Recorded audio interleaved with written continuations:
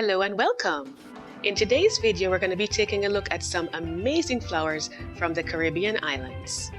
Some of them grow close to the beach, while some grow up in the mountains. But either way, I hope that they inspire you with your vacation planning as well as your green thumb.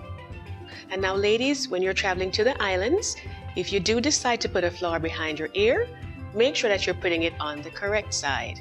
If you're single, it goes on the right side. And if you're not, it goes behind the left ear. And I do have a very interesting story to tell you about what happened to me when I wore mine in the islands. And if you like the backdrop behind me right there, I have placed a link below that's going to show you where you could get that online or similar types. So without any further delay, let's take a look at those beautiful flowers of the Caribbean islands. So here is our first flower. This is the chenille flower, also called the monkey tail flower in some areas of the islands. In other parts it's called the cattail flower or the pussetail flower. Chenille is actually a French word that means caterpillar, and I'm sure you can see why this plant is called those names, because it definitely reminds us of those animals. You know, the way those tiny red flowers come together and form that long fluffy strand, and this is really striking, and it's good if you can get it to grow in your garden. This right here is actually the Plumeria, and in some parts of the Bahamas it's referred to as the wedding flower, and I'm sure you can see why. And we also have yellow varieties to that, as well as light pinks and dark pinks. Next we have Moses boat, or Moses in a basket, and you can see that those tiny little white flowers, that they are actually sitting in that boat-shaped part of the plant. And so it would remind you of Moses being in the basket going down the river Nile. The undersides are purple and the tops of the leaves are green, and it gives that nice striking addition to the garden. And in some cases, some of them actually have runners, so you can put them in hanging baskets and they look really nice. Next we have here a beautiful pink hibiscus shrub. This one is actually not a hybrid, it's the original. And hummingbirds really like these, and there is actually one that's hiding around there. I'm going to take a quick look to see if I can spot him without disturbing him too much. So let's slowly go around to see if we can get to him. And there he is, enjoying the nectar.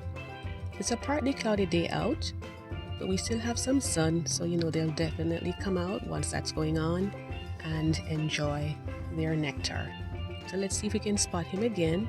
And there he is, and away he goes. Next we have the blood lily, also called the ball of fire. And this one also has tiny fuzzy flowers, but these are larger and they come together to give that nice shape. And these are best just admired in the garden. They're not really that great for cut flowers.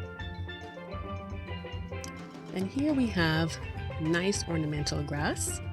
And this one is used a lot in tropical floral arrangements. And right next to it you'll see that we have a nice variegated leaf plant here, pink and green, and that's very unusual in a flower, so we definitely like looking at those. And right next to it we have the bougainvillea, but it's not in bloom right now, but those should come up, you know, in the summer months. And right here we have a nice croton. These I typically don't see in the United States, maybe in the southern parts of Florida. That's a possibility. And here we have a bromeliad, same family as the pineapple. And guys, bear in mind that I do cover a lot of floral and garden topics, so please hit the subscribe button and tap on the notification bell to follow along with me on more of these topics. And here you see we also have a beautiful bromeliad that's from Jamaica. And this one grows a little in the more mountainous areas because it really prefers that type of weather. Here now we have a beautiful Heliconia, and this is perfect for tropical floral arrangements. It gets used a lot. And these are actually pretty tall. They're the same family as the banana. This one is at the hotel that we stayed at, and it was maybe almost, I would say about 10 feet tall, so pretty large. Here we have a nice silver windmill palm. You can see how striking that color is, how it matches up against the other foliage that's around there. Very beautiful and very unusual coloration. And this right here is the most beautiful orchid that I have ever smelled in my life.